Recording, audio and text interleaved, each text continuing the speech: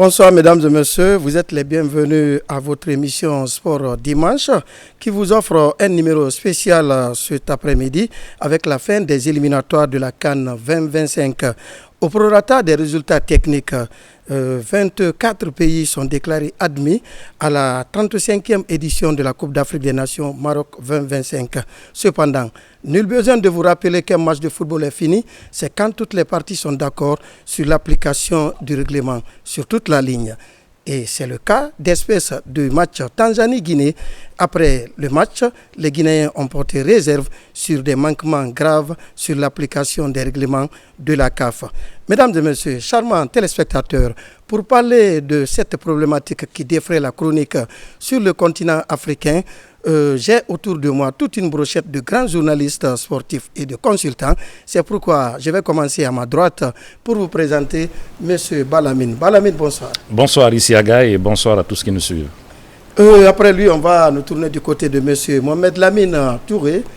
C'est également l'un de nos consultants sur ce plateau. M. Touré, bonsoir. Bonsoir Isiaga, bonsoir aux millions d'amoureux du football. Et après lui, on se rabat de l'autre côté avec M. Amidou Kibola Bangoura. Il est journaliste sportif du site africasport.org. Amidou, bonsoir. Bonsoir Isiaga, bonsoir à tous. Et voilà, on va terminer par une grande personnalité du micro sportif africain et l'homme à la double casquette puisque au-delà d'être doyen du micro sportif, il est le secrétaire général du club CI Kamsar. Alors là, il connaît bien les textes de la FIFA et de la CAF. Monsieur Oumar Ndiaye. Oumar Ndiaye, bonsoir. Oui, bonsoir Isiaga Silla, bonsoir à tous ceux qui ont préféré la RTG, parce qu'il y en a beaucoup de télévisions, mais ceux qui sont fidèles, merci et continuez à rester avec la télévision guinéenne quand c'est le sport. Mesdames et messieurs, le décor est planté et nous allons partir droit au but. Comme on vous l'a dit, la fin des éliminatoires pour la 35e édition de la CAN au Maroc défraie la chronique, surtout pour le match Tanzanie-Guinée. Il vous souviendra qu'il y a quelques jours, les Tanzaniens, sur le résultat technique, ont battu les Guinéens sur la marque d'1-0. Dès le coup d'envoi, ou j'allais dire dès le coup de sifflet final, la Guinée a fait des réclamations sur la non-applicabilité des textes régissant la compétition de la CAF. Puisque nos envoyés spéciaux étaient du côté Dar es Salaam, nous allons commencer par ce papier de Djibril Kamara, qui était l'un de nos envoyés spéciaux à Dar es Salaam. Le constat du reporter, on suit ce reportage. La défaite du Syli national de Guinée face au Taïfas de la Tanzanie serait occasionnée par plusieurs manquements de la Fédération tanzanienne de football. Ces manquements pourraient entraîner l'élimination de l'équipe tanzanienne de football conformément au règlement de la Coupe d'Afrique des Nations établi par la Confédération africaine de football CAF. Avant le coup d'envoi de ce match entre la Tanzanie et la Guinée, le Syli national de Guinée était deuxième du groupe H avec 9 points derrière les Léopards de la RDC. Vu la performance du Syli national lors des 3e, 4e et 5e journées des éliminatoires de la Coupe d'Afrique des Nations, avec 3 victoires d'affilée, la Fédération tanzanienne de football passe par une stratégie de déstabilisation du moral des joueurs. Entre autres, le changement de l'heure du coup d'envoi à 48 heures du rendez-vous, initialement prévu à 19h GMT pour 13h GMT, pour des raisons, dit-on, d'éclairage. Une décision contestée par la Fédération guinéenne de football, mais finalement confirmée par la CAF. Dans une correspondance adressée à la Confédération africaine de football, la Guinée a rappelé cette instance à l'ordre pour le respect de ses propres règlements et statuts pour une question d'équité. Après 9 heures de vol entre Abidjan et Dar es Salaam, les joueurs n'ont pas eu suffisamment de temps pour la reconnaissance du terrain. Une équipe nationale qui va à l'entraînement sans escorte est bloquée dans un embouteillage monstrueux avant de retrouver plus tard un terrain d'entraînement avec une pelouse non conforme, ce qui n'a pas permis à l'entraîneur guinéen de faire sa mise en place. Autre manquement réglementaire constaté pour cette rencontre est l'annulation unilatérale de la conférence de presse d'avant-match par la Tanzanie au vu et au su des officiels de la CAF. À cela s'ajoute le manque du panneau d'affichage électronique au stade de Benjamin pour permettre aux parties de lire le chrono du match. Malgré tout, la Guinée était focus sur son match. Le jour du match, les joueurs guinéens ont eu du mal à rentrer en possession de leur accréditation, car la Fédération tanzanienne de football n'a accrédité au départ que 16 joueurs sur 24. Le cas le plus compromettant pour la Tanzanie est le fait qu'un joueur des Taifas soit enregistré avec le numéro 24 sur la feuille de match, mais joue avec le numéro 26 qui n'est pas enregistré et considéré comme un joueur inéligible, car les articles de 10.1 à 26.4 du règlement de la CAF stipulent que le numéro du maillot joue un rôle essentiel et indissociable dans le système d'identification des joueurs sur le terrain. Il permet aux arbitres, officiels et équipes adverses d'identifier chaque joueur au cours du match. Plus loin, les articles 50 et 71 du règlement établissent que seuls les joueurs dont le numéro indiqué sur le maillot correspond au numéro mentionné sur la feuille de match sont qualifiés pour prendre part au match en question. Cependant, le joueur portant le numéro 26 sur le maillot n'avait pas été enregistré avec le dit numéro qui n'existait pas sur la feuille de match.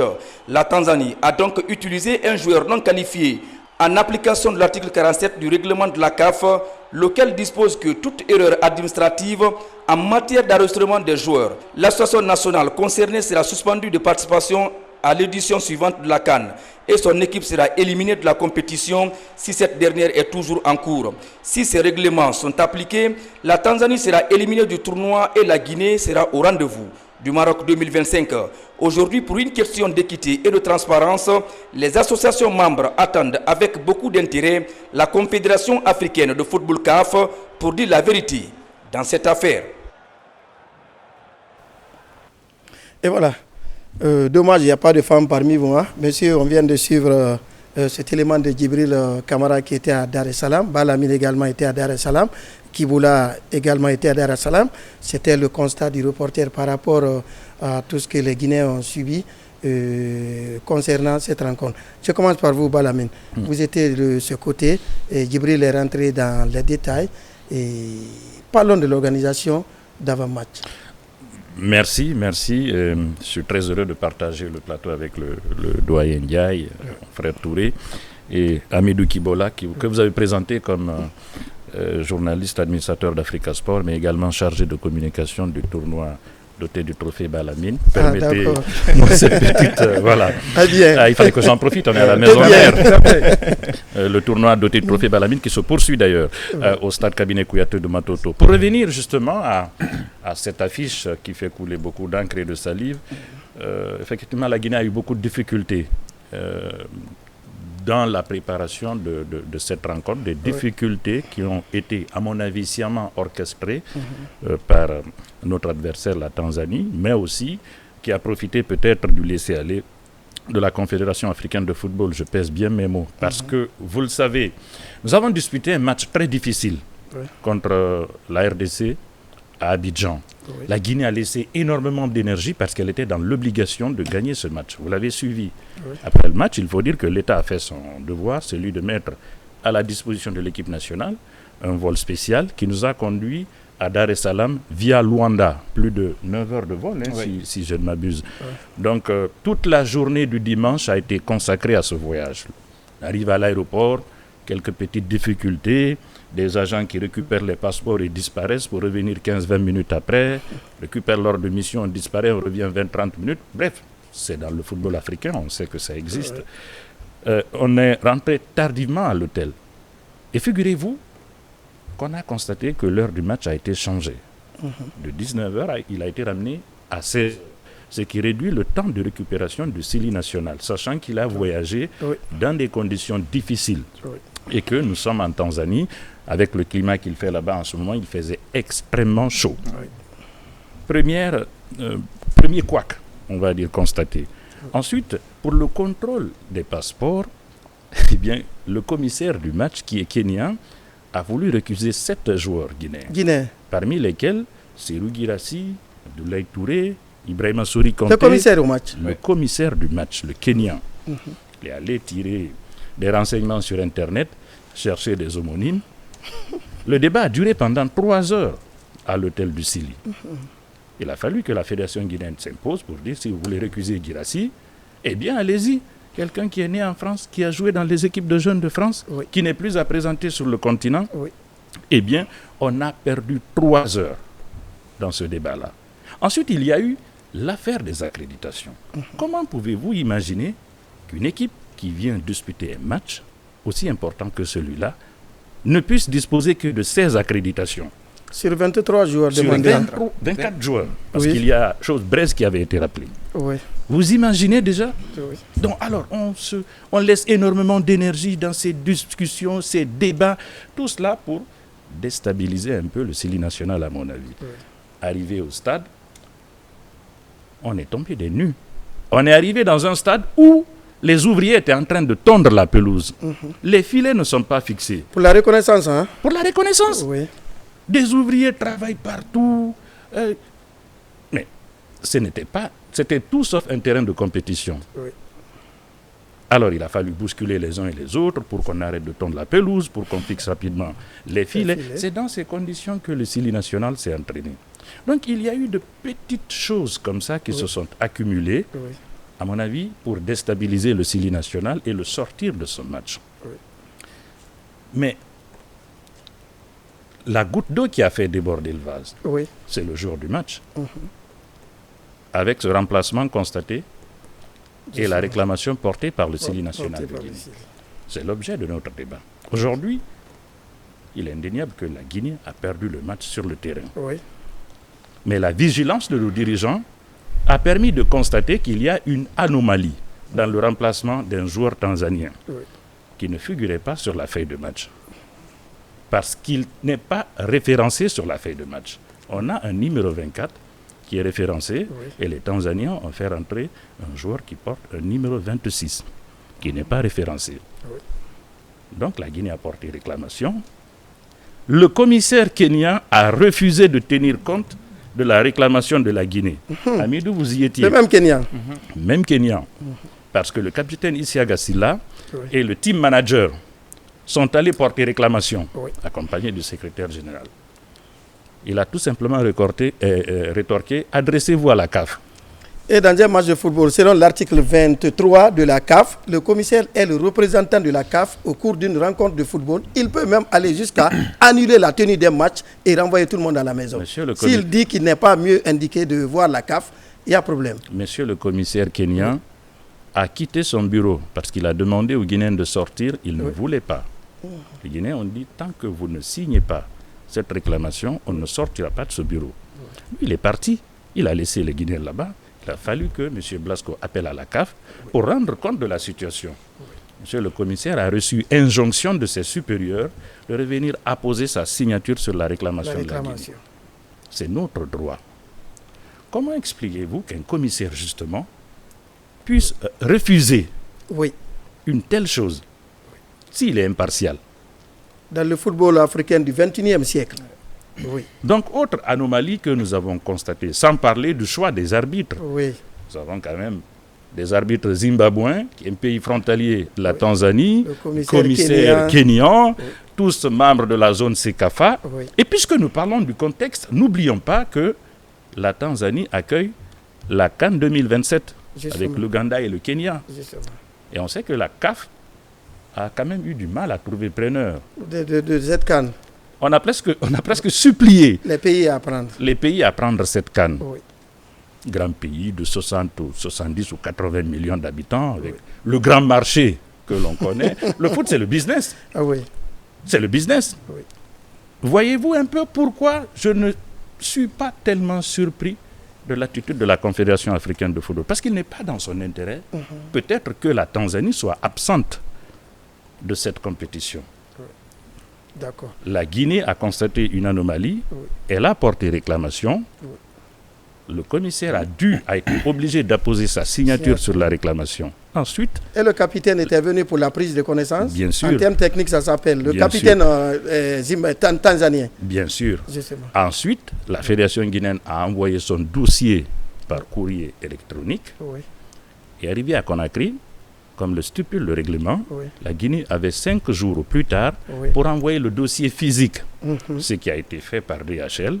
La Confédération africaine de football a accusé la réception du dossier de la Guinée. Donc l'affaire va être portée au niveau de la commission d'organisation et elle va statuer. C'est un process. C'est une histoire qui commence parce qu'il y a beaucoup de gens qui nous appellent.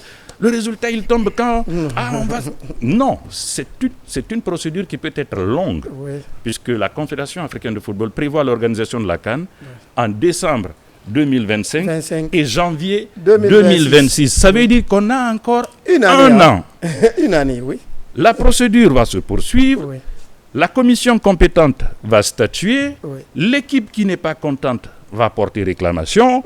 On va peut-être passer à une étape supérieure et ça peut finir au TAS. Donc il faut qu'on soit patient.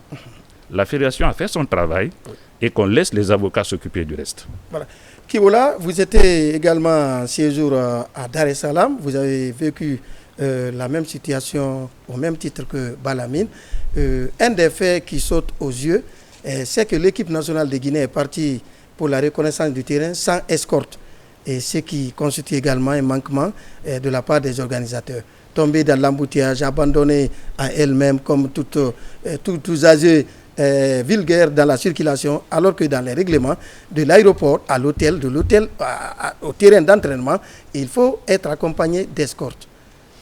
Bon, malheureusement, on n'en a pas eu pour ce match-là, parce que nous-mêmes, nous, journalistes, on n'était pas avec les Balamines, j'étais avec un autre groupe de journalistes. Mais à notre hôtel, on se disait, des fois on ne mangeait même pas à temps, on se disait non, il ne faut pas que le bus des joueurs nous laisse ici. Parce que, voyant un peu le contexte du match, on pouvait nous bloquer en cours de route. Donc, mais effectivement, on n'a pas eu d'escorte, non seulement pour la mise en place. Bon, il n'y a pas eu de mise en place parce que le sélectionneur n'a pas voulu le faire. On était dans un stade où on n'avait vraiment pas la maîtrise. Il pouvait y avoir des caméras quelque part. Donc, il n'y a pas eu d'escorte, malheureusement, pour l'équipe nationale. Je crois même le jour du match. En allant, il y avait un policier qui était devant, justement, mais le reste, l'équipe n'était pas en sécurité. Comme ça se fait chez nous, par exemple, ici, il y a quand même tout un cordon de sécurité qui accompagne l'équipe parce que il peut y avoir des choses surprises en cours de route. Donc, malheureusement, il n'y en a pas eu. En fait, la Tanzanie, comme Balamine l'a dit, a profité peut-être d'une certaine légèreté de la Confédération africaine de football. Parce que laxisme, quand vous prenez même l'avancement du match, je pense qu'à 48 heures de match de ce genre, cette décision ne peut pas passer. Parce que l'adversaire voyage en fonction de la programmation initiale. Vous prenez, Balamine l'a rappelé, ça a été toute une journée de dimanche pour ce voyage-là. On arrive là-bas à 23h50, 20h50 à Conakry ici déjà. Le décalage, vous savez ce que ça représente. Donc, on arrive là à l'aéroport déjà, avec ce problème de visa. On est rentré à l'hôtel tardivement. Et le lendemain, c'est la même chose. Normalement, lorsqu'on reçoit un match de ce genre dans un stade, ça veut dire que le stade répond à tous les critères. Déjà, je crois que ça fait 3 ans maintenant, la Confédération africaine de football nous a habitués. Quand il doit y avoir des matchs, des éliminatoires, il y a une liste qui est dressée pour mettre à la disposition de tout le monde les stades qui sont donc approuvés, qui peuvent recevoir des matchs et les autres qui ne sont pas. Surtout un terrain qui a reçu les 5 premières journées en bonne et due forme, à 48 heures du match. On dit non, on joue désormais à telle heure. Donc, c'est pourquoi moi je me dis que dans cette affaire, dans ce match Tanzanie-Guinée, même la Confédération africaine de football n'a pas les mêmes propres. Pas les mêmes propres. Vous prenez le choix des arbitres, le commissaire, en fait, les officiels de ce match-là. Il faut tenir, pour moi, il fallait tenir compte de leur proximité. Position géographique des adversaires. La Guinée pour mettre l'arbitre à équidistance. Souvent comme le. Et tenir compte aussi de l'enjeu de ce match-là. L'enjeu de ce match, c'était une finale, une petite finale si vous voulez. Ça a été une finale. Malheureusement, moi je pense qu'on a joué 11 contre 12, les arbitres, et la Confédération africaine de football, plus les 11 joueurs tanzaniens qui étaient sur le terrain. Vous avez vu le comportement de l'arbitre, sa prestation. Il y a eu des décisions contre nous, pour moi, qui étaient injustes. L'action de Morlaï, je pense que ça méritait un pénalty pour la Guinée. Sedba Cissé également. La première action sur Sedba. Peut-être pour moi, là, on peut comprendre, mais sur Sedba Cissé, c'est indéniable, c'est incontestable. Le reflet était formel, il y avait pénalty. Et après tout ça, vous avez vu quand le but tanzanien est intervenu, comment... Il n'y avait plus de football. Il n'y avait plus de football. Même les ramasseurs de balles, ils refusaient. Moi, j'ai suivi une action, j'étais à la tribune, mais ça m'a choqué. Ils ont fait traîner Kandé Diawara, les ramasseurs de balles. Le gars, quand il vient pour récupérer le ballon par là, il y a l'autre qui jette le ballon de l'autre côté. Entre eux, c'est comme si c'était un jeu de ping-pong. Vous comprenez? Au regard de tout ça, l'arbitre décide 4 buts pour le temps additionnel. 4 minutes. Et même ça, ce n'est pas allé avec ces multiples changements. Effectivement, avec ces multiples, on sait, un changement, ça coûte combien de secondes. La reprise du jeu, ça coûte combien de secondes. Donc, un match comme ça, c'est 4 minutes qu'on décide pour le temps additionnel. Moi, je dis que la CAF même n'a pas honnêtement les mêmes. Je me tourne du côté de l'homme qui a double casquette, Oumar Ndiaye, secrétaire général du CIK, et qui a eu à gérer beaucoup de matchs interclub. Et vous avez suivi tout à l'heure les deux prédécesseurs, le comportement de l'arbitre qui va jusqu'à récuser Serhou Guirassy pour dire que sa nationalité est à compromettre. Avant le match, c'est le commissaire même qui s'auto-saisit pour récuser les joueurs guinéens. Et ce n'est pas l'adversaire qui vient demander. Avec tout ce que vous avez entendu, est-ce que là, la Guinée pouvait dire à la CAF on ne joue pas ce match? Ou bien c'était un autre problème de mission? Bon, ce que je puis dire, j'ai écouté attentivement tout ce que nos deux collègues ont décrit et on se rend compte avec pansement au cœur que l'enjeu de ce match a fait que la Tanzanie a voulu tuer la Guinée avant le match. Et c'était un match avant le match. C'est vrai qu'avec l'enjeu, on peut créer toutes les conditions pour gagner, mais on crée les conditions pour son équipe. Mais quand vous devez recevoir une équipe, vous avez obligation de créer l'environnement qui est indispensable au déroulement d'une rencontre, d'une compétition aussi majeure que la Coupe d'Afrique des Nations. D'abord, la CAF vous envoie le programme avec des dates précises. On va vous dire la 6e journée se joue 17, 18, 19. Et quand vous ne jouez pas tous les 3 jours, on va vous dire vous jouez le 19. Les matchs qui se jouent à 13h sont connus. Les matchs de 16h sont connus. Les matchs de 19h sont connus. Et en fonction de ces heures-là, on informe toutes les équipes, on désigne les commissaires, on désigne les arbitres, on désigne les inspecteurs de sécurité, donc tout l'aéropage qu'il faut. Et s'il y a changement, il y a un délai pour changer. Et ce qui est paradoxal, la commission qui devait peut-être gérer, veiller, elle a été complice. Donc on a facilité les choses à la Tanzanie. Sinon, on ne devait pas changer l'heure du match. Un décalage de 3 heures. Et lorsqu'on vous dit c'est à cause d'un éclairage, ce n'est pas pendant ce match-là ou pour ce match qu'on ne peut pas régler l'éclairage. Ce n'est pas toute une journée qu'on règle des ampoules, ce n'est pas toute une journée, ils ont des techniciens. Ils ont eu toute la journée. Toute la journée. C'est quand on a sifflé la fin du match Guinée-RDC en Côte d'Ivoire.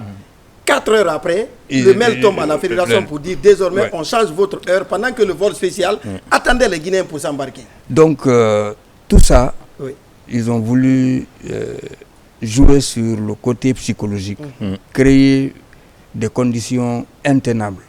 C'est-à-dire, si vous voulez, c'est un peu l'enfer. On vous met dans l'enfer et vous arrivez même découragé. Imaginez, vous arrivez à l'aéroport après 10 heures de vol. L'équipe était confrontée non seulement à ce voyage, à ce décalage horaire et à ces conditions atmosphériques et sans compter l'altitude. Donc vous ne pouvez pas jouer un match samedi, jouer mardi, pendant que samedi vous avez joué, vous êtes émoussé, fatigué, vous préparez un voyage. Tout le dimanche, vous êtes en l'air, ou pour ne pas dire dans l'avion. Vous arrivez le lundi, vous ne pouvez pas récupérer. Même le temps qui vous est consacré à l'aéroport, à l'aéroport, quand vous venez logiquement, il y a un protocole qui vous reçoit, qui prend les passeports, on laisse un couloir, toute la délégation passe, et c'est après le team manager ou l'intendant qui reste, en tout cas quelqu'un de la délégation, toutes les formalités terminées, il vient à l'hôtel, les gens sont installés. Vous arrivez à l'hôtel, voilà, vous avez vos chambres, tel, et puis c'est clair. Mais si ce n'est le cas, maintenant, quittez l'hôtel pour aller au stade, vous n'avez pas d'escorte, vous restez dans l'embouteillage. Même à Conakry ici, les motos, c'est l'embouteillage, la plus forte raison, une voiture. Donc ça, c'est sciemment fait, c'est des manquements. La fédération doit pouvoir signifier tout ça, noter. Mais la CAF va fermer les yeux parce que, à les entendre, c'est quelque chose de prémédité. Entre guillemets, c'est un complot. Il fallait vaille que vaille. Non, c'est ça, doit être. Non, je vous dis, vaille que vaille. Vous savez, maintenant, l'enjeu est tel. Je crois, est-ce que le CHAN n'est pas organisé en Tanzanie, une partie du CHAN? Ils sont trois pays. Et puis la CAN doit être là-bas aussi. La CAN 2017. Alors, et puis vous prenez l'Afrique australe là-bas. Donc c'est un enjeu. Donc parce que pour la Tanzanie, il fallait gagner. Donc il faut gagner en dehors du terrain, avant le match, dans le terrain, pendant le match, et même après le match, s'il faut gagner, on peut vous créer d'autres problèmes. Maintenant, là où je suis encore stupéfait, le contrôle dans les vestiaires. Il y a le commissaire, il y a le capitaine, le team manager, il y a le quatrième arbitre, le quatrième officiel. Vous venez, on appelle Balamine, il vient avec le passeport.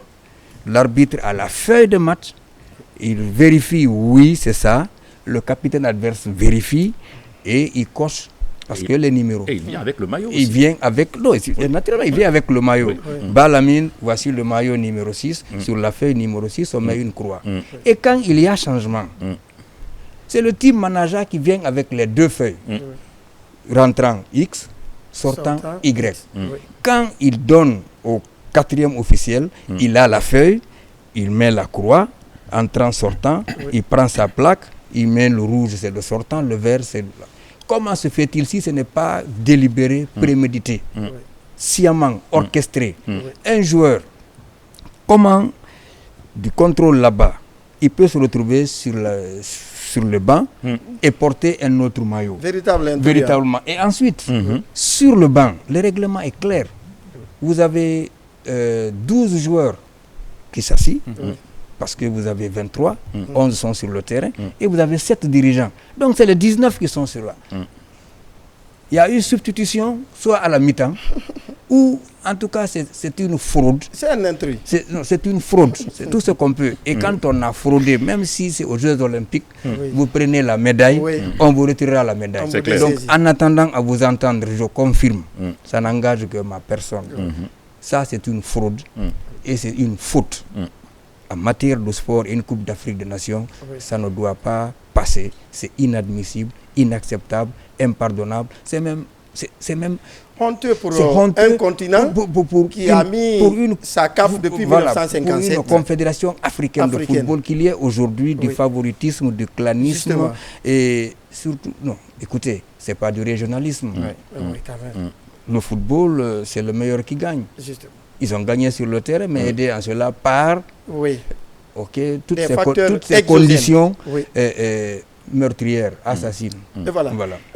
Monsieur Touré, vous allez résumer vos prédécesseurs et tout ce qu'ils ont dit, on ne revient pas avec vous. Et peut-être que Dieu est avec la Guinée. Ils ont monté tout, mais ils ont oublié ce facteur numéro 26. Le crime n'est pas parfait. Justement, le crime n'est pas parfait, méditons. Donc, ce facteur numéro 26 a échappé à eux tous, comme pour dire que Dieu est justice. Il apparaît aux yeux du monde, clairement, à la deuxième période, numéro 26, à Mondo Vidéo, et ce n'est pas à discuter. La feuille du match est claire, le numéro 26 n'apparaît pas. La Guinée a porté plainte, selon l'article 42 et 47, les deux articles se complètent en disant, tout joueur qui se retrouve sur le terrain, qui n'est pas préalablement enregistré sur la feuille du match, son équipe perd les 3 points et on va jusqu'à suspendre sa fédération. Est-ce que quelque part, la Guinée n'est pas sur la bonne voie? Écoutez, la Guinée a fait ce qui est de droit. La Guinée a porté réserve. Et maintenant, nous attendons ce que la Confédération africaine de football va dire. Confronté à ses propres règlements. Naturellement, confronté à ses propres règlements. Les deux journalistes ont fait vraiment une narration assez exhaustive de la situation qui a été faite là-dessus. Le doyen a également aussi vraiment essayé de tenser cette Confédération africaine de football qui est devenue vraiment très businessman. N'oublions pas que le football aussi en lui-même, il est devenu un business très lucratif qui se joue là-dessus. Balamine a dit quelque chose, il l'a juste survolé aujourd'hui, c'est que quoi qu'on fasse aujourd'hui, la Tanzanie aujourd'hui est l'un des meilleurs élèves de la CAF. Ça, aujourd'hui, ils ont cet avantage-là à ce niveau. Il ne faut pas l'ignorer. Donc, au niveau du résultat, il ne faut pas l'ignorer. Ils vont organiser la Coupe d'Afrique des Nations en 2027. Ils vont organiser le CHAN. Ils ont aujourd'hui un championnat qui est en train d'être professionnel, où pratiquement beaucoup de joueurs aujourd'hui se dirigent. Donc, ils vont faire très attention. Mais si la CAF est obligée de dire le droit, rien que le droit à ce niveau-là, il va le faire. Mais je me pose des questions. C'est vrai qu'ils ont fait cette narration, les difficultés et tout ça, mais nous avons eu vent aussi que ça n'a pas été du tout, si vous voulez, le grand sérieux au sein de l'écurie Sili également. On aura sur l'aspect technique. Oui. Justement. Non, je ne parle pas de l'aspect technique. Je parle justement de l'aspect intendance. À ce niveau organisationnel. Laisser aller qui aussi ont été remarqués du côté du Sili, où les gens avaient vendu la peau de l'ours avant même de l'avoir aperçu dans la forêt pour pouvoir la battre. Il y a cela, nous avons vu des gens qui se promenaient avec les filles, que ce soit pour l'avant-dernier match ou le match qui était là. Nous avons vu des gens qui ont dormi avec leurs frères dans ça pour manquer de concentration. On va dire les noms et tout ce qui s'ensuit à ce niveau. Et l'autre fait important que je veux souligner, c'est un peu le laxisme de notre instance dirigeante. Nous avons accumulé beaucoup de faits qu'on aurait pu incidenter avant même que cela n'arrive aujourd'hui, que cette situation se pose. Je ne peux pas aujourd'hui comprendre qu'un commissaire du match puisse discuter pendant 3 heures sur la qualification ou non d'un Serhou Guirassy. Ce n'est pas possible, taper du poing sur la table. Je prends l'exemple du Nigeria. Le Nigeria en Libye a été mis, comment on appelle 6 heures, 7 heures à l'aéroport abandonné. Ils ont pris leur avion, ils sont repartis. Et la CAF a tranché en leur donnant 3 points. Il n'y a pas eu match à ce niveau. Il n'y a pas eu de match. Il faut, quand les choses sont très chaudes à ce niveau, il faut remonter cela dès les premières heures. Mais nous, on a attendu... Non, ça a été fait.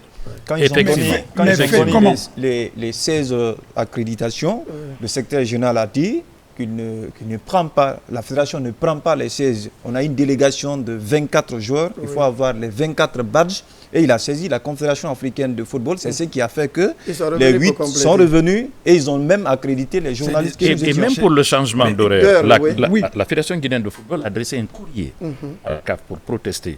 La CAF a confirmé que le match va se jouer à 16h. Vous parlez du cas du Nigeria. Je pense que c'est différent. Non, le Nigeria, laissez-moi juste préciser, si vous permettez. Le Nigeria a été séquestré dans un aéroport. C'est un cas différent. Bien sûr. Là, on a des petites combines assez subtiles.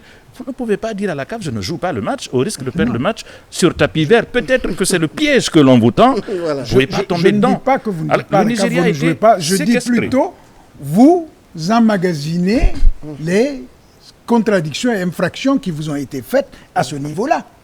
Même aujourd'hui, ce manque de sécurité, c'est un élément important aujourd'hui pour sanctionner les autorités et une équipe de football à ce niveau. Balamine, on a porté plainte au prorata des articles 42 et 47. Est-ce que vous avez foi, même si il y a l'injustice de la justice, parce que la CAF n'est pas clean, comme l'a dit Kibola au début, dans cette situation. Mais puisque l'évidence est là, le numéro 24, c'est Mohamed Ibrahim Am. Le 26, on a fait une capture d'un site de la Tanzanie qui a dit on risque gros, puisque Bekim, le 26, c'est un joueur qui est dans le TMS, c'est vrai. Son vrai nom, c'est Bekim. On a fait jouer Bekim avec le 26, mais qui n'apparaît pas sur la feuille du match. Est-ce que la CAF ne va pas nous sanctionner? Avec ces évidences, pensez-vous que la CAF va fermer les yeux et partir vers droit le mur? La CAF, difficile de la cerner. Elle est capable de tout, à mon avis. Mais venons-en au fait. Le fait est que le numéro 26 n'est pas référencé sur la feuille de match. Vous faites jouer un joueur qui n'est pas référencé, il n'est pas éligible. Oui. J'ai entendu, non, c'est le numéro, le nom c'est le même, mais c'est le numéro, ils se sont trompés. Oui. Non, du tout. Le numéro, il est déterminant pour non seulement l'identification visuelle, Oui. mais figurez-vous, peut-être je parle sous le contrôle du doyen Ndiaye, quand les arbitres sanctionnent par exemple les joueurs sur leur carnet, ils notent le nom ou le numéro? Le numéro. Mettre le numéro. Ils notent le numéro. Oui. Oui. Et je suis sûr et certain que jusqu'à ce jour, ni le commissaire, ni les arbitres, normalement, dans les conditions normales, n'ont pu faire leur rapport sur cette rencontre. Vous savez pourquoi? Non. Dans le système TMS, quand les arbitres ou les commissaires font leur rapport, ils n'entrent pas le nom du joueur. Ils entrent le numéro. Dès que tu rentres le numéro du joueur, le nom apparaît automatiquement. Si tu rentres un numéro qui n'est pas référencé, le nom ne sortira jamais. Ça veut dire que jusqu'à ce jour, à moins qu'il n'y ait miracle, les officiels n'ont pas pu faire leur rapport. Et ils sont obligés d'entrer les numéros dans le système TMS pour faire le rapport. Donc un numéro 26 qui n'est pas référencé, comment vous pouvez l'identifier? Difficile. C'est difficile. Kibola, Oui. donc c'est de la patate chaude dans les mains de la CAF qui, dans sa position de businessman pour favoriser la Tanzanie à organiser le CHAN et la CAN de 2027. Oui. Et face à ça, il y a l'évidence. Et les autres fédérations sur le continent commencent à hausser le ton. La Libye a dit on a été sanctionné, on a les yeux sur la CAF. Aujourd'hui, est-ce que la CAF n'est pas dos au mur? Oui, dos au mur. Oui. Et si elle est dos au mur, je pense que c'est elle qui se met dans cette posture-là. Oui. À mon avis, je pense, comme vous l'avez dit, il faut dire le droit. Surtout qu'il y a un cas d'école. Il y a la Libye qui a été sanctionnée dans les mêmes éliminatoires. Effectivement, même éliminatoire. Je pense que s'il y a une situation de ce genre, il faut dire le droit. Parce que tout cela, ça a été prévu. Oui. J'ai entendu des gens dire que non, le règlement n'entre pas maintenant en vigueur. Moi, j'ai parcouru le règlement qui régit l'organisation de la Coupe d'Afrique des Nations. On dit que la CAN est organisée à 2 niveaux. Il y a une phase éliminatoire et il y a une phase finale. Donc, c'est le même règlement qui est appliqué à tous les niveaux. Oui, on a entendu les experts dire qu'on a pris les règlements de la phase finale pour appliquer en phase éliminatoire. Donc, quand on n'a pas fait l'enquête, on n'a pas droit à la parole, disait l'autre. Donc, à eux de revoir tout le règlement entier, c'est à 2 niveaux, phase éliminatoire et la phase finale. Ça a été prévu. Le chapitre 24, comme vous l'avez dit, articles 45, 46 et 47, ont prévu des situations comme ça, fraude, falsification et erreur administrative. Donc, parlons de ça. Le numéro, je pense que Balamine a suffisamment expliqué ça, et ça facilite la compréhension pour ceux-là qui n'avaient peut-être pas cette connaissance encore, comment ça fonctionne. Je pense qu'à la CAF, de se mettre à son niveau de grande confédération africaine de football et de respecter le football, de faire respecter le football africain à l'international. Moi, je voulais préciser, vous savez, les organes juridictionnels ont une certaine autonomie, une indépendance par rapport à d'autres organes qui décident. Et je crois au niveau de cette commission qui va statuer au vu des documents. Parce que les documents, c'est quoi? La Guinée a envoyé d'abord la confirmation. Elle est faite. Parce que quand vous écrivez dans un premier temps d'abord dans le stade là-bas, vous avez 5 jours pour confirmer. Confirmer, vous avez un écrit détaillé avec toutes les preuves, avec toutes les violations, articles, tel, vous détaillez tout, vous envoyez. Et maintenant, quand la commission reçoit, c'est ce qui est évident, elle va demander à la Tanzanie aussi, par rapport à cette situation, des explications. Donc voici le rapport de la Guinée, voici le rapport de la Tanzanie, voici le rapport des officiels, les arbitres, le commissaire et surtout le 4e arbitre. Parce que les changements relèvent du 4e officiel. Donc, tous ces rapports, mais mieux, la commission ouvre des enquêtes. Parce que ce cas est signalé, ils sont obligés de remonter sur les 6 journées. pour savoir est-ce que Éthiopie, Tanzanie RDC, Tanzanie, tous les matchs, ils vont vérifier ce numéro 26, où il a joué, où il n'a pas joué, est-ce que. Donc, c'est une autre possibilité d'épingler la Tanzanie. En tout cas, ils prendront une décision, il faut asseoir leurs convictions avec les arguments. Quand on va à un procès, on ne dit pas on vient dire la vérité, on dit le droit. Il y a un substitut du procureur qui m'a dit. J'ai dit quelle est la différence entre dire la vérité et dire le droit. Il dit le véhicule qui est devant nous c'est quelle couleur? J'ai dit bleu. Il dit nous sommes combien ici? J'ai dit nous sommes 4. Si les 3 disent que c'est un véhicule de couleur blanche, alors que toi tu as vu bleu, les 3 auront gagné. C'est une question d'argumentation. Argument contre argument. Au cas où, par miracle, la Guinée ne gagnerait pas ce procès en première instance, est-ce que pensez-vous qu'on doit continuer au TAS? Parce que ça, l'évidence est là. On est aujourd'hui vraiment dans le droit chemin d'apprendre la chose et tout ça. Surtout que nous, en 2017, on a perdu la Coupe du Monde des cadets à cause de ces manquements administratifs. Et on l'a accepté. La CAF nous a retiré en mettant le Sénégal. Souvenez-vous, c'était encore en Tanzanie. On l'a accepté. Dur à l'ex, c'est l'ex. La loi est dure, il faut l'appliquer dans toute sa rigueur. Donc, moi, je voulais dire, au cas où, on dirait, bon, c'est la Tanzanie qui passe. Oui. La Guinée doit aujourd'hui s'appuyer sur les arguments d'abord, parce qu'une décision, il faut voir le contenu de la décision. Tout à fait. Prendre connaissance et s'entourer d'avocats aguerris, pointus qui peuvent analyser et évaluer les chances d'un recours au niveau du TAS.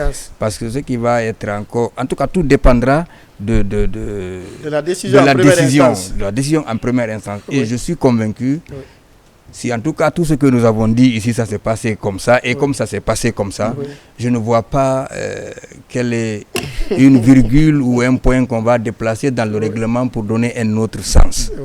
Ça, c'est évident. Alors, M. Touré, je vous relance. Oui, allez-y, M. Touré. Si nous devons gagner, nous devons gagner à travers le droit, comme l'a dit le doyen, je suis parfaitement d'accord, puisque nos revendications sont légitimes.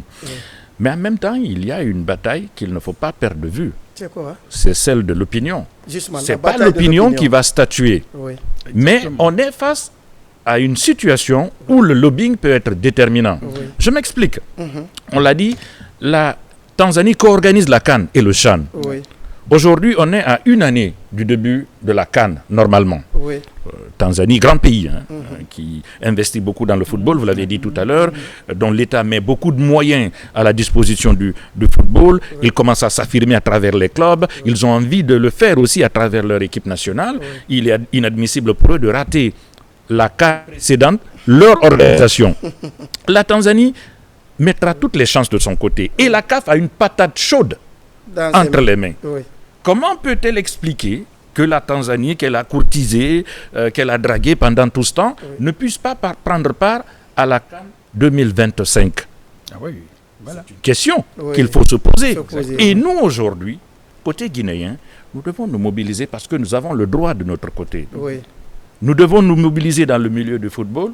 Et même l'État guinéen doit se bouger, si je puis me permettre cette expression. Même l'UFOA, c'est notre zone qui est concernée.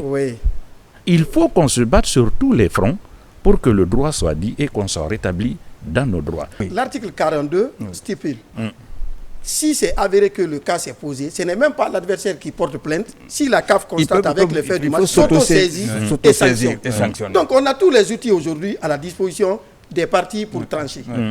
Bon, maintenant, M. Touré, je vais vous relancer.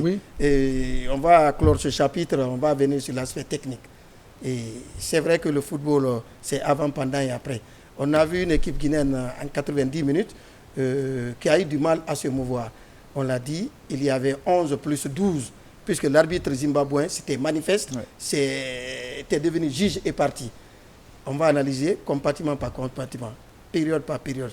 La première période, comment avez-vous vu cette équipe guinéenne? Écoutez, la première période, disons, j'avais raté peut-être les 10 premières minutes où normalement la Guinée est très pimpante, la Guinée prend le jeu à main et tout ça.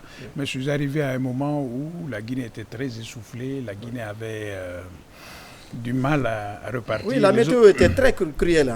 La météo était très cruelle. Bon, écoutez... Il fait chaud pour tout le monde. Oui, il fait chaud pour tout le monde. Mais dit-on. Il fait chaud pour tout le monde. Oui. Donc, je voyais des sorties de balles très hasardeuses. Je voyais vraiment, il n'y avait pas de communication entre les lignes et tout ça. Oui. Je voyais toujours cette défense qui jouait à un attentisme qui n'était pas, qui créait pas le surnombre. Oui. Comment il s'appelle? C'est Diakité, le latéral. Ibrahim Diakité, qui pompe juste 5-10 minutes après, il revient défenseur, il ne monte plus, il n'aide plus les milieux de terrain, il ne fait plus ses appels parce qu'au début, il centrait et tout ça.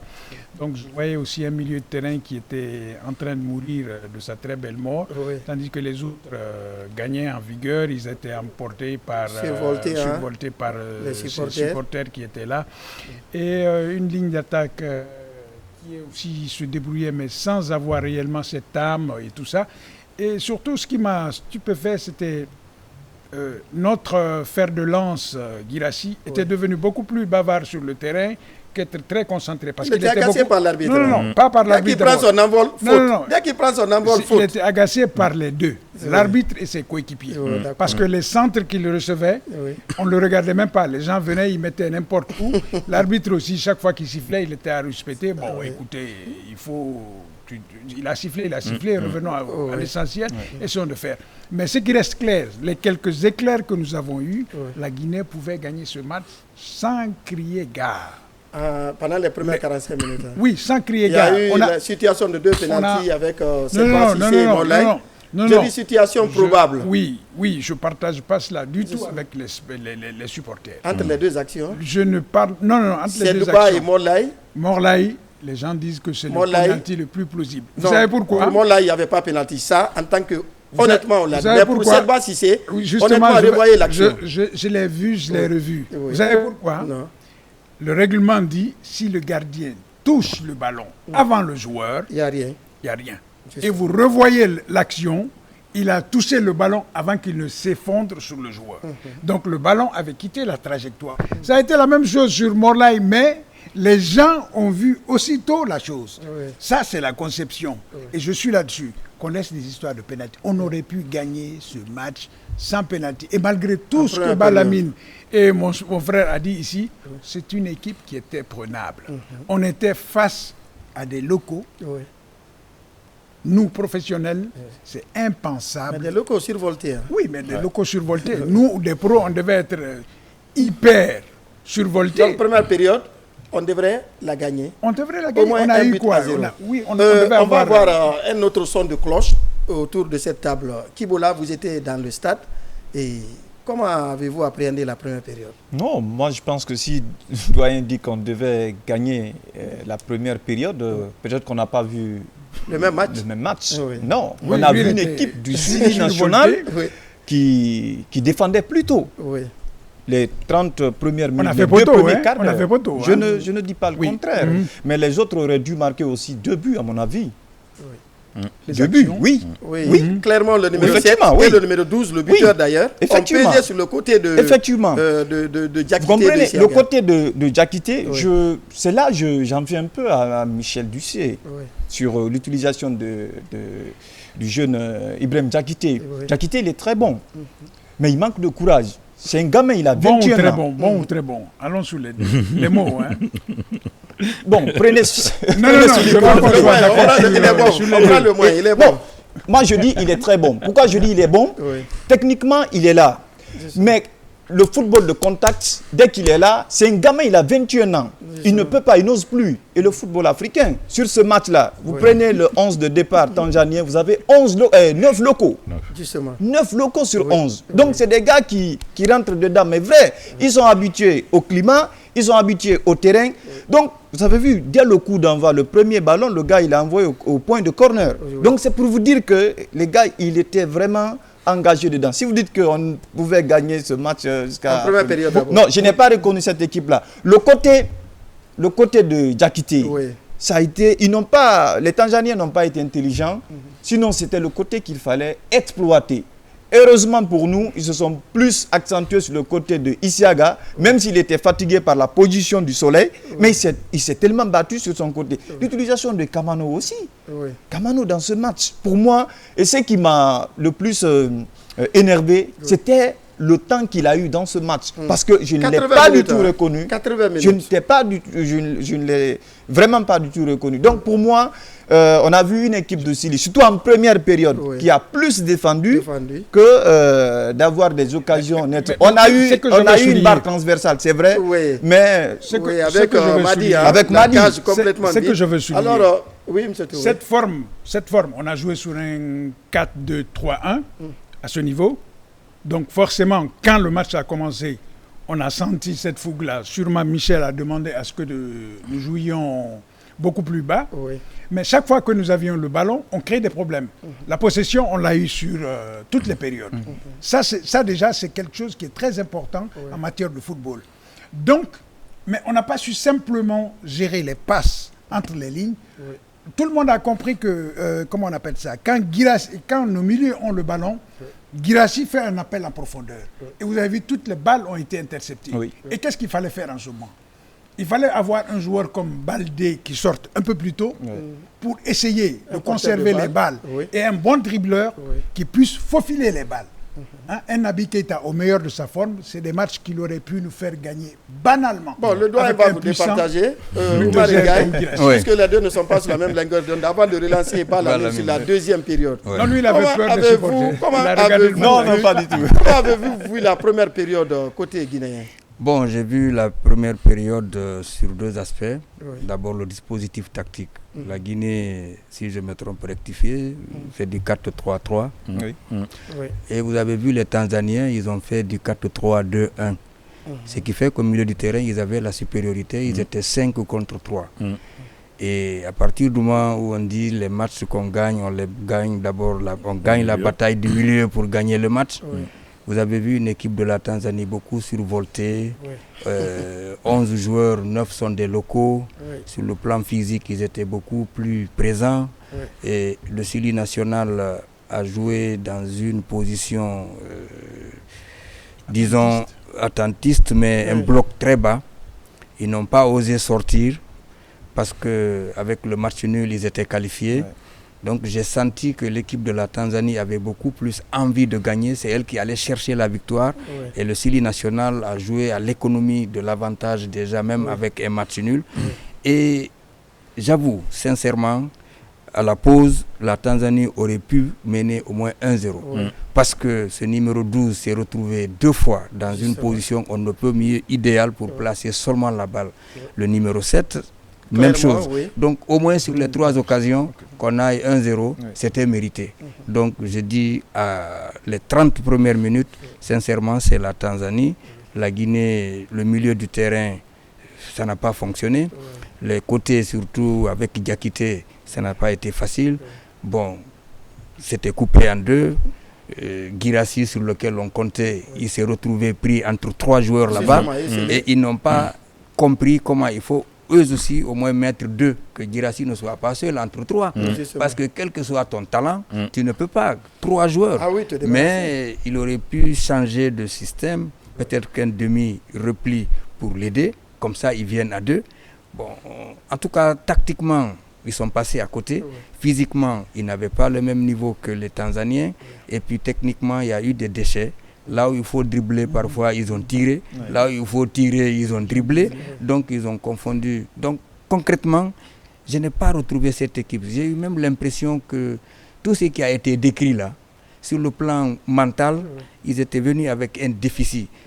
Non seulement ils étaient fouettés, ils étaient atteints, victimes sur le...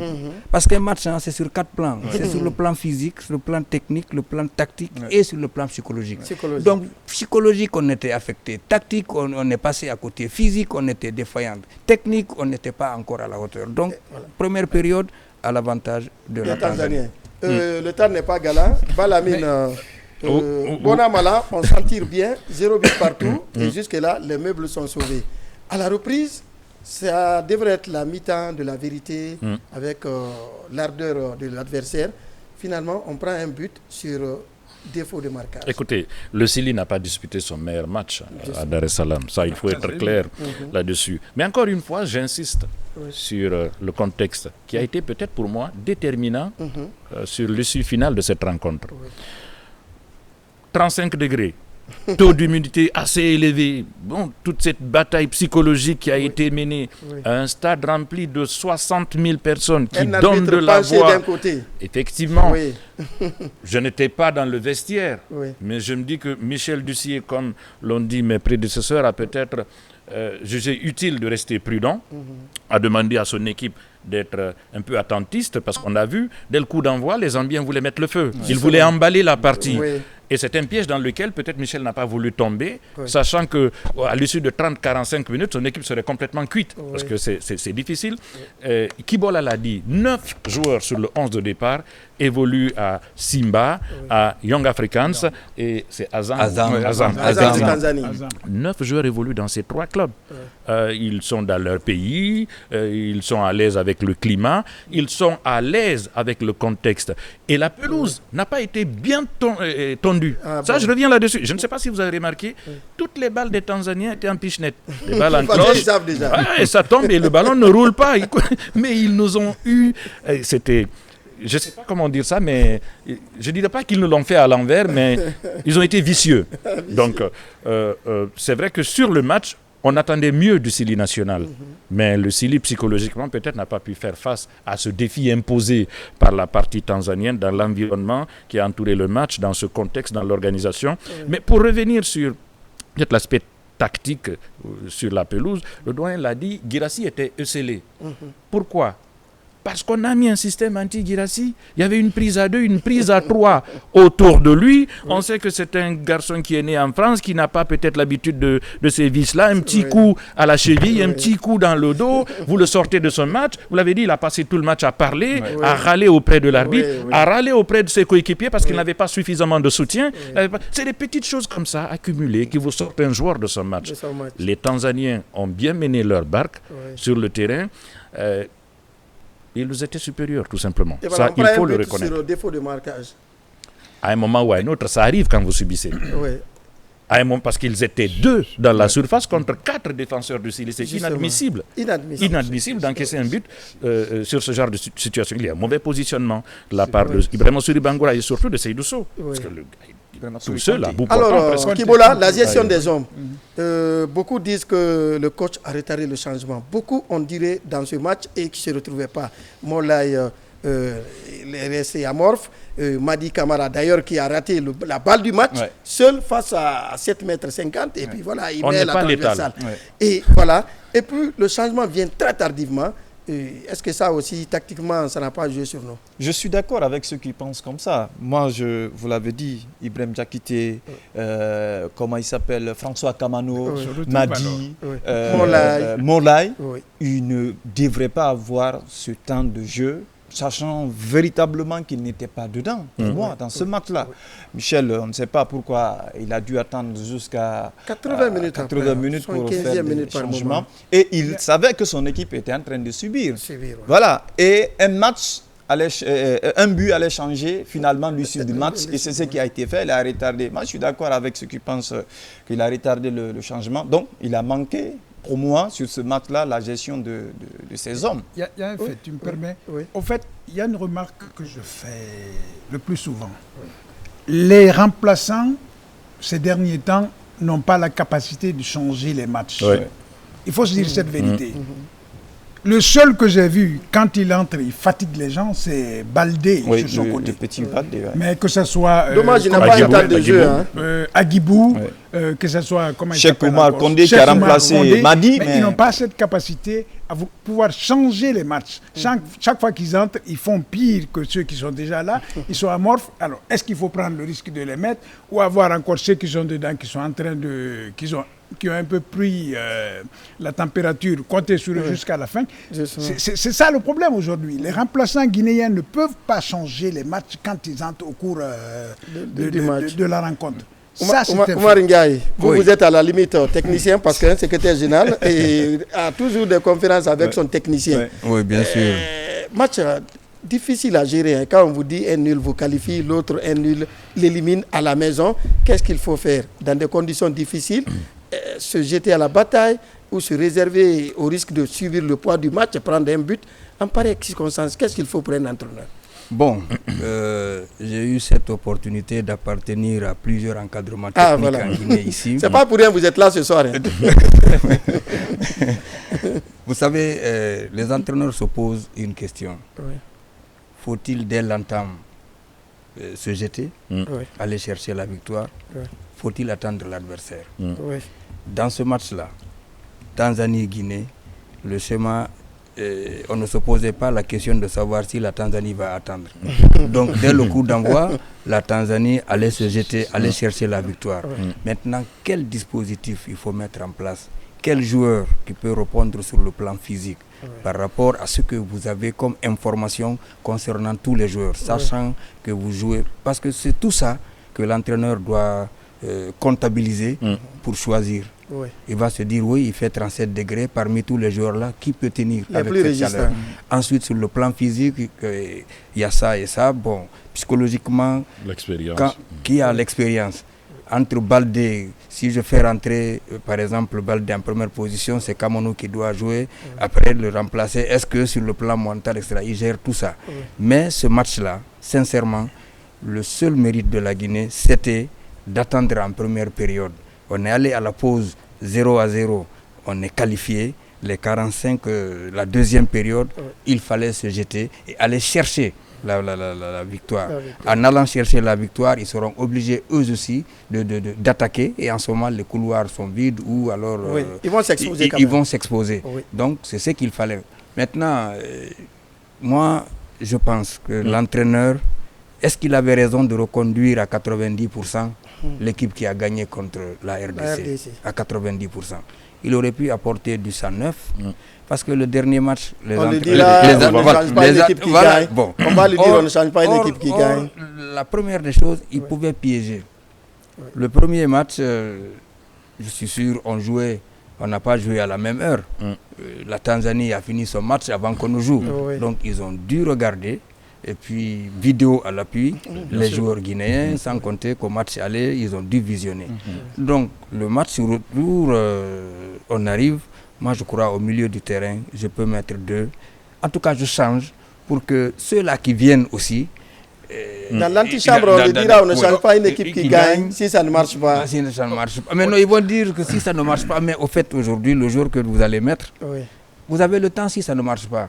L'avantage, c'est que quand vous les mettez, ça ne marche pas, vous les changez très tôt en première période. Mais vous mettez maintenant les pions. Mais c'est Touré. Ça ne marche pas. Avant de quitter l'aspect technique, le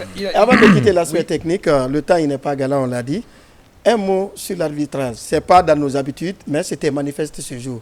Le Kwato, ici Agassila qui va avec un ballon pour centrer. D'abord, il n'est pas hors jeu.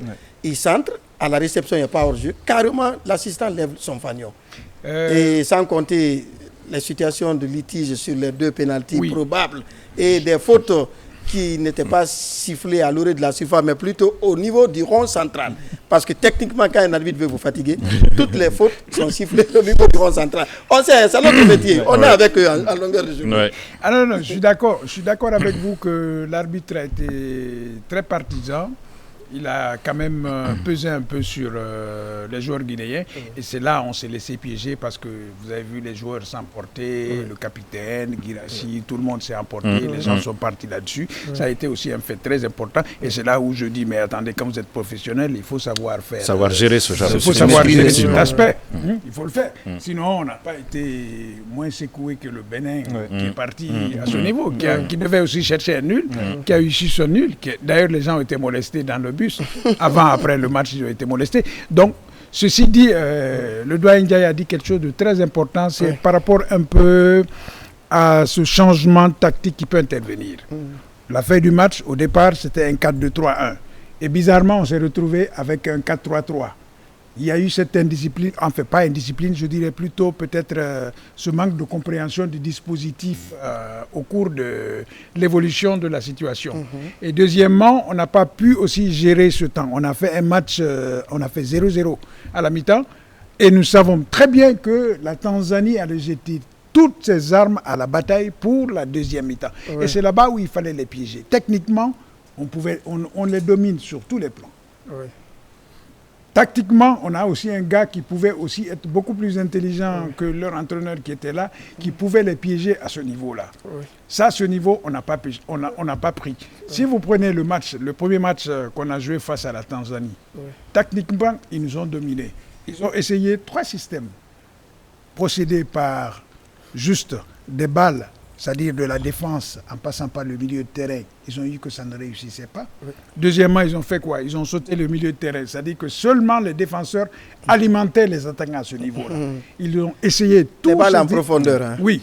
Et ça, c'était encore ce quatuor qui dirigeait tout cela. Bon, je ne reviens pas là-dessus. Oui. Donc, ils ont vraiment essayé des choses avec nous.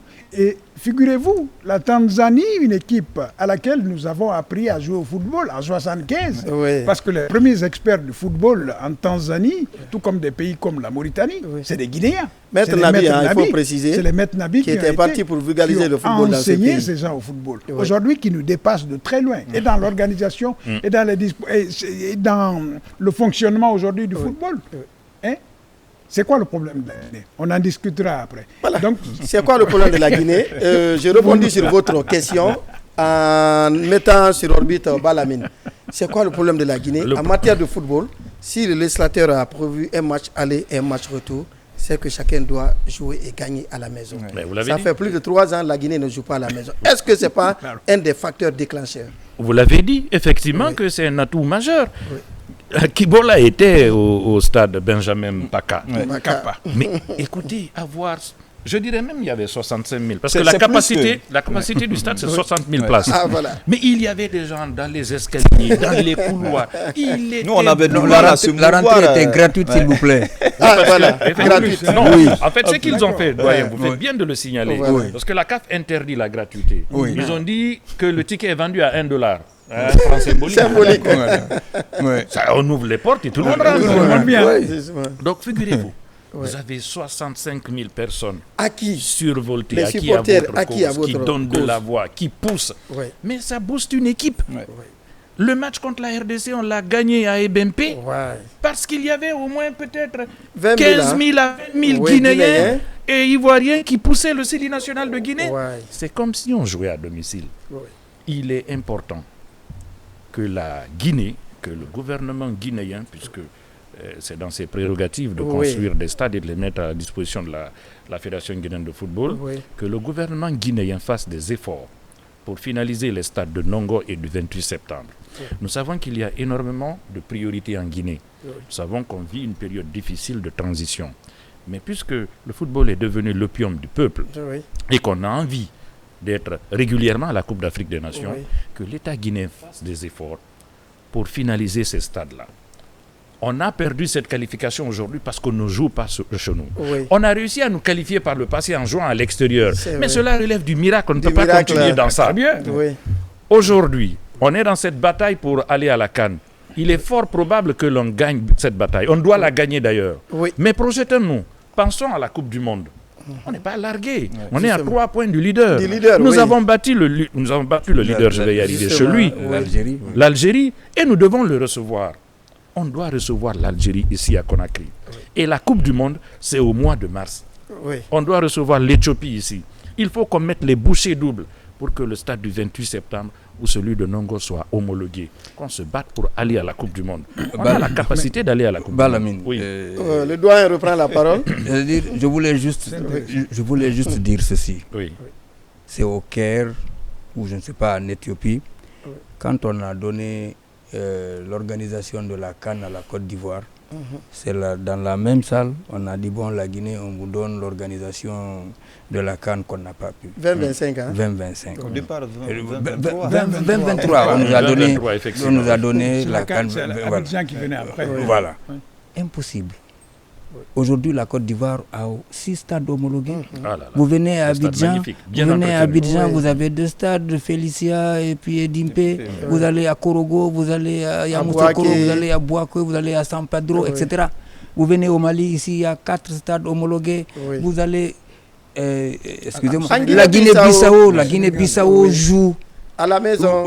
Le Sénégal joue à la maison. Le Mali joue à la maison. maison. Le ministre des Affaires étrangères, on ne crée pas d'incident diplomatique. Mais on va dans un tableau comparatif. Voilà. On ne dit pas que ces pays sont des petits pays, mais on se compare aux autres pour évoluer. Le Libéria joue à domicile. À la maison. Et dites-vous bien, sur les 25 pays qui n'ont pas de stade homologué, il n'y a que 5 pays qui se sont qualifiés pour la CAN.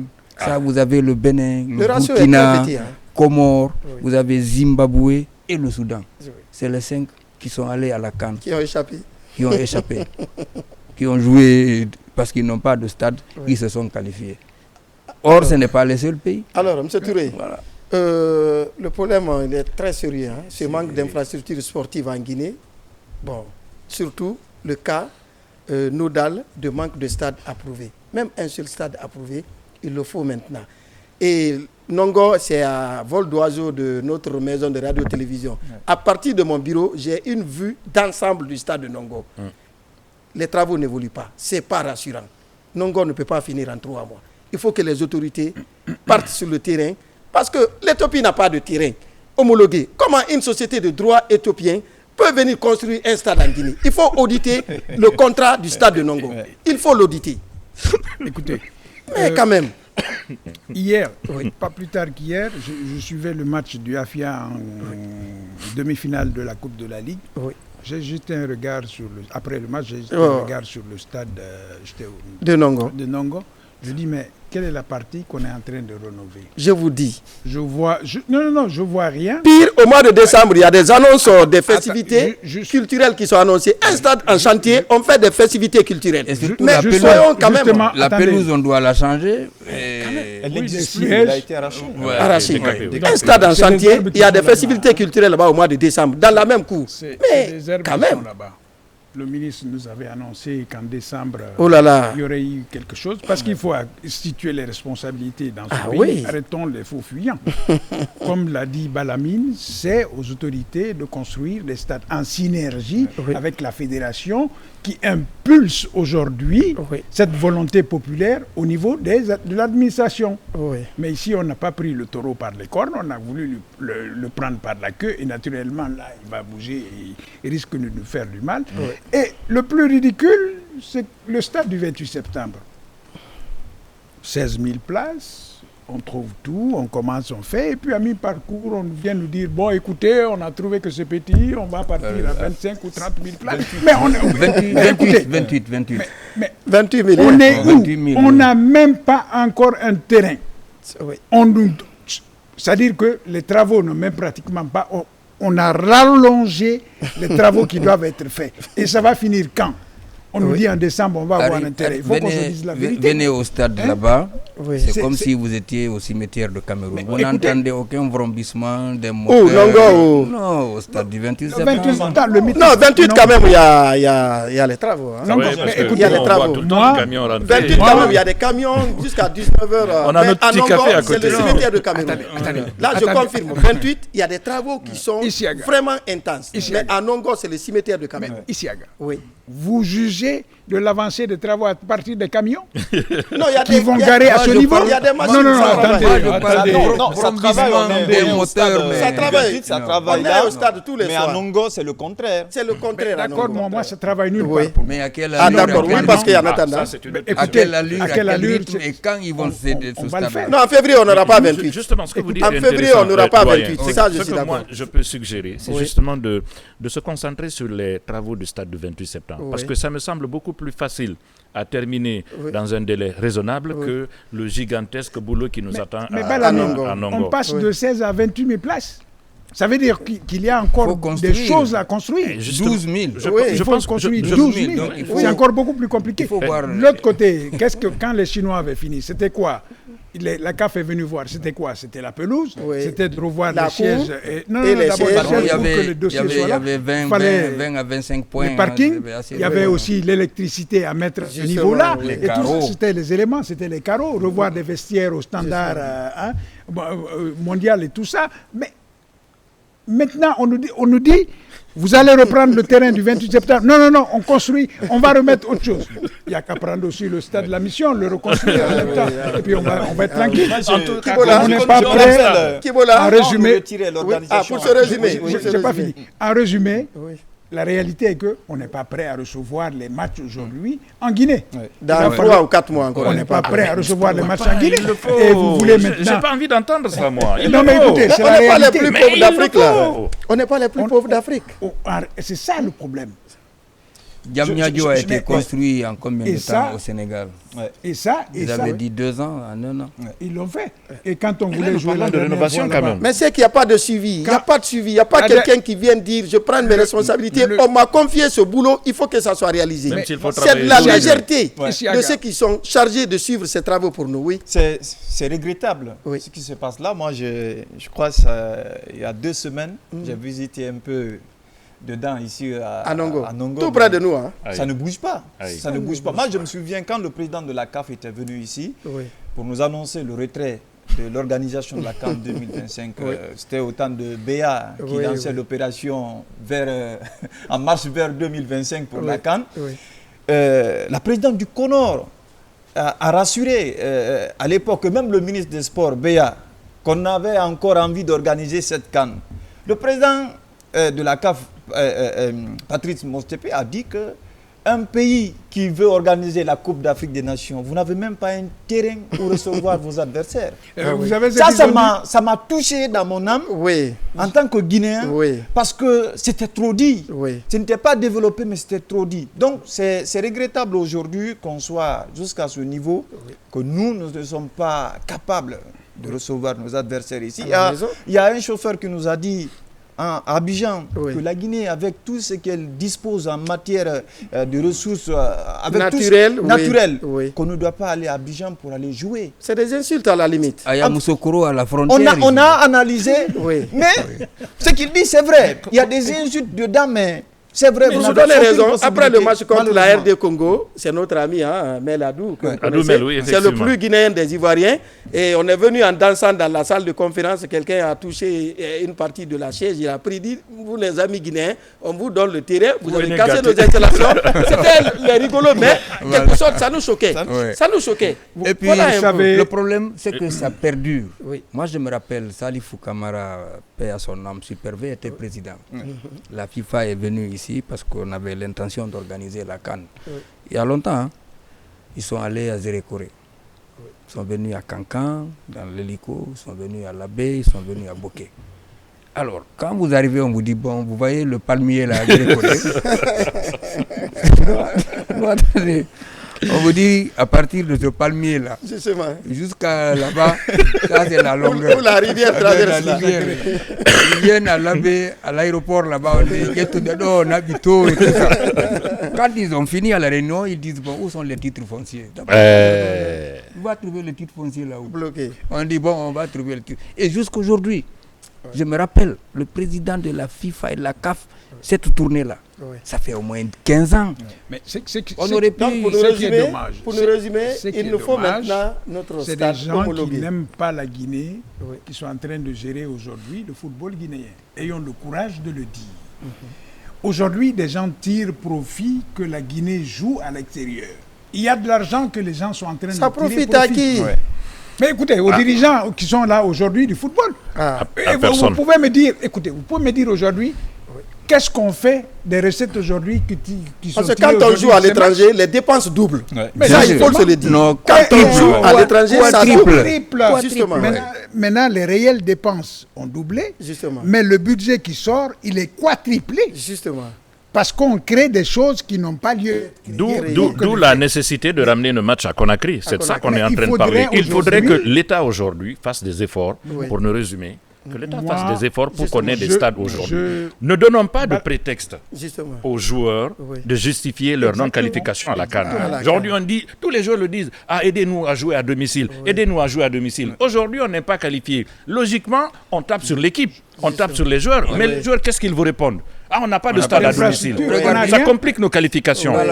Pour empêcher justement que les joueurs se cachent derrière cet argument, que l'État fasse des efforts, qu'on ait ne serait-ce qu'un seul stade. qu'on en fasse une priorité. Une priorité, la priorité des priorités. Oui. On en fasse un défi national. Oui. On est quand même capable de sortir un stade déjà construit, à rénover, de terminer en 3 mois. Et voilà, le temps file vite. Mon réalisateur Adam Amara me signale que nous sommes sur la ligne d'arrivée. C'est parti très vite. Chacun a 50 secondes par rapport à cette plainte de la Guinée et ce qui devrait être la position de tous les Guinéens. Je commence par vous. Moi, je suis confiant. Je crois que la Guinée a la possibilité de se qualifier pour la Coupe d'Afrique des Nations. Oui. Mais soyons patients. Ça ne va pas se faire du tic au tac. Oui. C'est une procédure qui est longue. Oui. La Fédération guinéenne s'est engagée à défendre les intérêts de la Guinée. Oui. Pour l'instant, soutenons-la, accompagnons-la. Oui. On aura l'occasion de tirer les leçons de la non-qualification, de la gestion des uns et des autres. Oui. Mais quand il y a une situation pareille, il faut que tous les Guinéens s'unissent derrière la Fédération et l'État guinéen pour qu'on se fasse respecter. D'autres pays l'ont fait. Oui. Pourquoi pas nous? Voilà.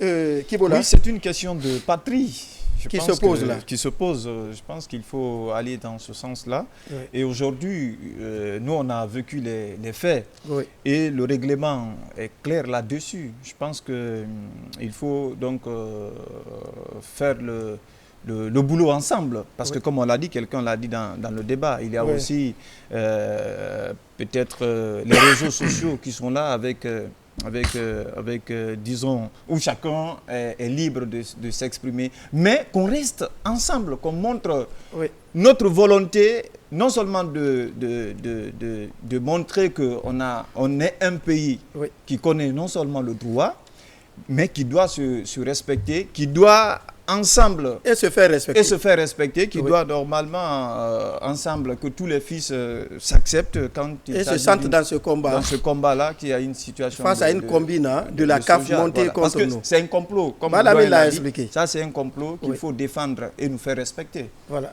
Bon, je donne la parole aux jeunes. Le doyen va terminer. Monsieur Touré, ce numéro spécial de la 6e journée des éliminatoires, le mot de la fin. Écoutez, moi je pense que nous avons eu 2 éminents journalistes qui nous ont narré les faits tels qu'ils les ont vécus à ce niveau-là. Il y a sans doute à dire que sans équivoque, la Guinée a toutes les chances parce que c'est un jugement. Il peut pencher du côté de la Guinée comme il peut pencher du côté de la Tanzanie. Parce qu'on est en procès. Donc voilà, la Guinée a toutes les chances de se retrouver à la Coupe d'Afrique, mais c'est une situation dommageable, c'est un fait inédit. Et c'est une situation qui frise même la moquerie si la Guinée est obligée de passer par des trous de souris pour se qualifier. Une grande nation de football comme la Guinée, qui doit normalement, avant même la dernière journée, doit se qualifier. Je pense que c'est des leçons qu'on doit tirer à ce niveau. Également, que ce soit au niveau des joueurs, au niveau des encadreurs, et qu'on essaie de tirer toutes ces leçons, que la Guinée désormais ne puisse plus être dans l'amateurisme du football. Je l'ai dit tantôt, on a appris aux Tanzaniens à jouer au football. Ils sont devenus maîtres aujourd'hui, même si peut-être on ne leur a pas appris la roublardise. Ils sont aujourd'hui... L'élève qui dépasse le maître. L'élève a dépassé le maître aujourd'hui sur le terrain, hors du terrain. Donc on doit retrouver vraiment le lustre d'antan pour que ce football soit encore une fierté africaine. Voilà. Le doyen va donner le temps pour la clôture. Cette situation contre la Tanzanie qui nous a battus en aller et retour, il faut le rappeler, me donne l'occasion... Mais pas dans les mêmes circonstances. Oui, me donne l'occasion, non sur le terrain je veux dire, me donne l'occasion de lancer un appel à la famille du football guinéen. Cette situation doit nous amener à rester soudés, unis, solidaire, parce qu'il est question de la Guinée. Jamais dans les considérations individuelles sur le cas d'ego, de conflit, de je ne sais pas, d'humeur, etc., nous ne pouvons avancer. Je souhaite qu'on reste une Guinée unie, forte. Surtout, je parle à ceux qui passent tout leur temps avec ce football et dans le football. La famille du football guinéen doit donner l'exemple. Restons soudés, restons unis, laissons toutes ces considérations partisanes lorsque nous allons s'unir, regarder dans la même direction. Impossible n'est pas guinéen. Et ça nous permettra, après notre qualification, d'aller à la CAN et puis de régler tous les problèmes. À l'interne. C'est ce appel que j'ai à lancer du fond du cœur en simple citoyen. Donnons-nous la main. S'il y a à se pardonner, pardonnons-nous, mais s'il y a à se regarder, regardons-nous. Et on doit aller dans la même direction pour le bonheur du football guinéen. Parce que nous perdons ensemble.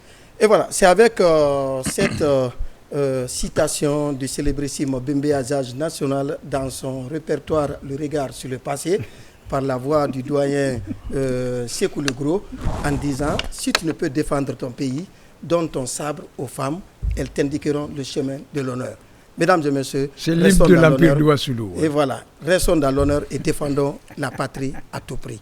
Merci pour cette fidélité à la télévision nationale dans son numéro Sport Dimanche qui vous retrouve le mardi à partir de 14h50. À très bientôt sur la télévision nationale.